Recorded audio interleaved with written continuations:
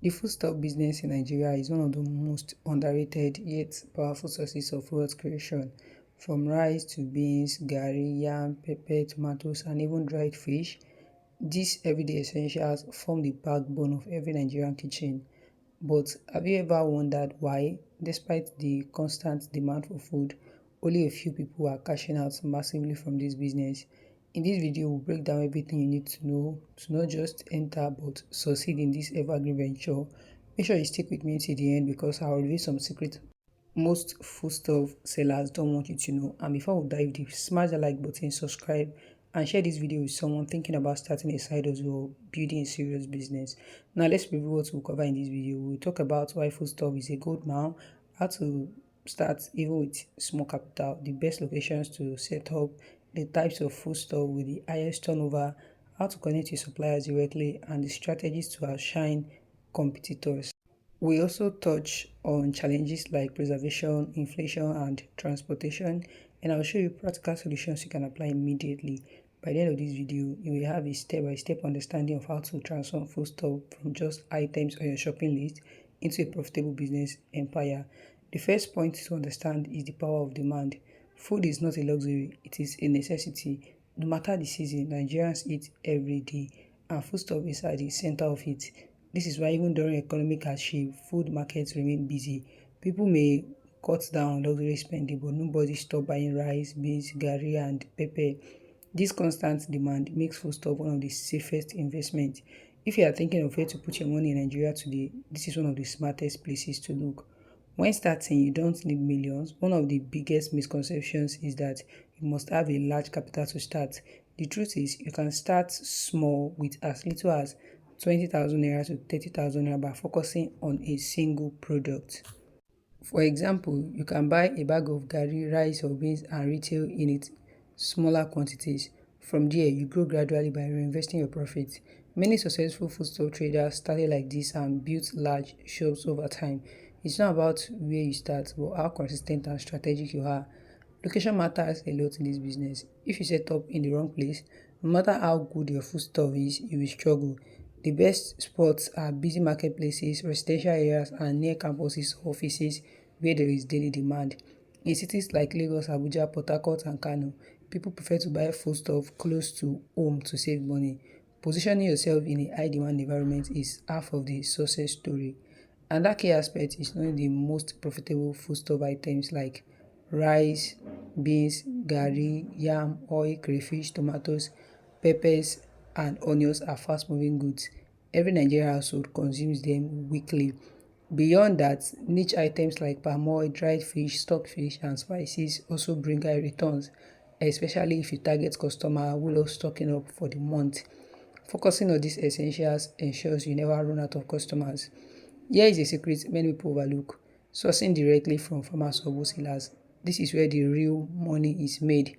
Middlemen often inflate prices, so if you can connect with suppliers from villages or farm settlements, your cost price drops drastically. Imagine buying yam directly from Benue farmers or garri from Ijebu producers. The price difference can double your profit margin. Building relationship with suppliers is a long-term investment that pays off massively. Transportation is another crucial factor. Moving foodstuff from one region to another can be tricky due to bad roads, fuel scarcity, and fluctuating transport costs. But successful traders know how to manage logistics. Some partner with transporters regularly to reduce costs, while others pool resources with fellow traders. If you want to scale your business, mastering logistics is non-negotiable. Preservation is also a big challenge. Tomatoes rot easily, beans attract weevils, yam can spoil, and oil can leak. To succeed, you need preservation strategies. For beans, proper storage in airtight containers with dried pepper helps. For yam, proper ventilation is key. For palm oil, tight containers and cool environment are best. Mastering preservation not only reduces loss but also increases your credibility among customers. Pricing is another art. Some beginners make the mistake of underpricing to attract customers, only to run into losses. You must balance affordability with profitability. Always calculate your costs, including transport and storage, before setting your price. Smart traders even adjust prices during peak demand seasons like Christmas and Easter to maximize profit. Customer service in foodstuff business, yes, it matters. People often think selling foodstuff is just about weighing and selling, but regular customers stick with sellers who treat them with respect. Greeting customers warmly, offering a little extra measure called jara, and building relationships can turn casual buyers into loyal patrons. Word of mouth in this business is powerful. Now let's pause here. If you are finding this breakdown helpful, don't forget to hit the like button and subscribe. Share this video so more people can discover how profitable the foodstuff business really is. Your support helps this channel grow and bring you even more useful content. Another important point is diversification. While starting with one item is fine, expanding into multiple foodstuff lines increase your cash flow. Imagine a customer comes for rice, but because you also sell beans, oil, and pepper, they buy everything from you. Diversification saves your customers time and makes you more money. Now, let's talk about branding. Surprised? Branding in foodstuff business is underrated. Simple things like neat packaging, clear labeling, and even customized bags can set you apart. Some sellers brand their rice in small nylon bags with their names printed, which attract customers who want convenience. In this digital age, presentation matters as much as the product.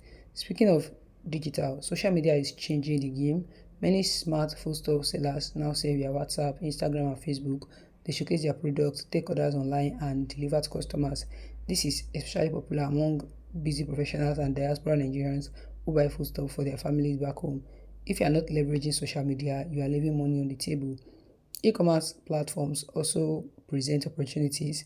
Some sellers list foodstuff on Jumia, Konga, and specialized food platforms. Online customers are growing rapidly, and those who position themselves early will dominate this space.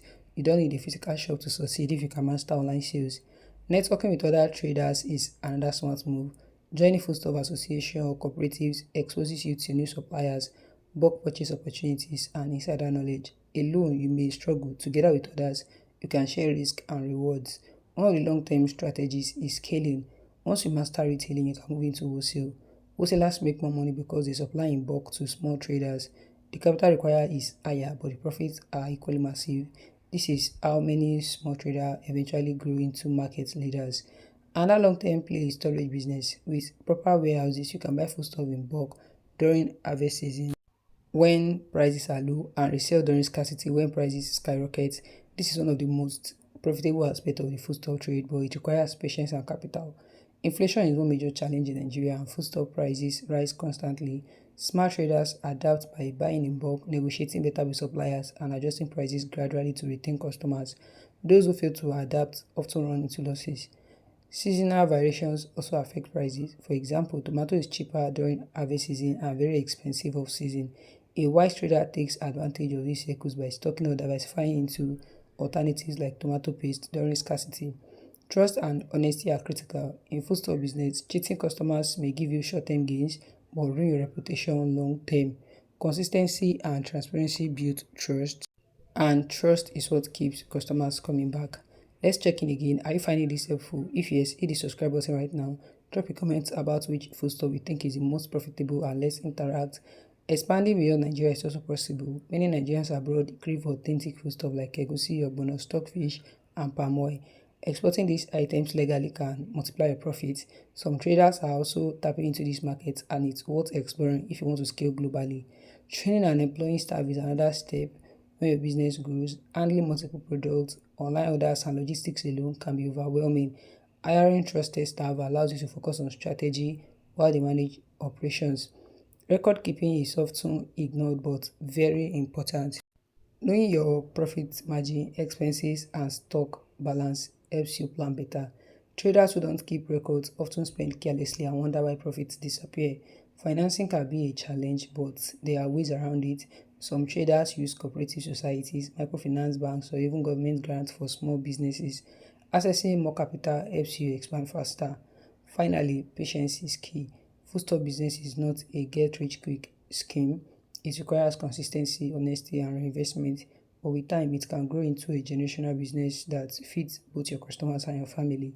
Now, as we wrap up, let me keep my promise. We've gone through how to start small, where to source foodstuff, how to manage logistics, preservation, pricing, customer service, branding, online sales, scaling, and even exporting. These are the building blocks of success in the foodstuff industry. So, are you ready to take action? The ball is in your court. Don't just watch this video. Apply what you've learned. If you found value here, hit the like button, subscribe, and share with at least 3 people who need this knowledge. And remember, the foodstuff business in Nigeria is not just about selling food, it's about building wealth and sustainability for the future.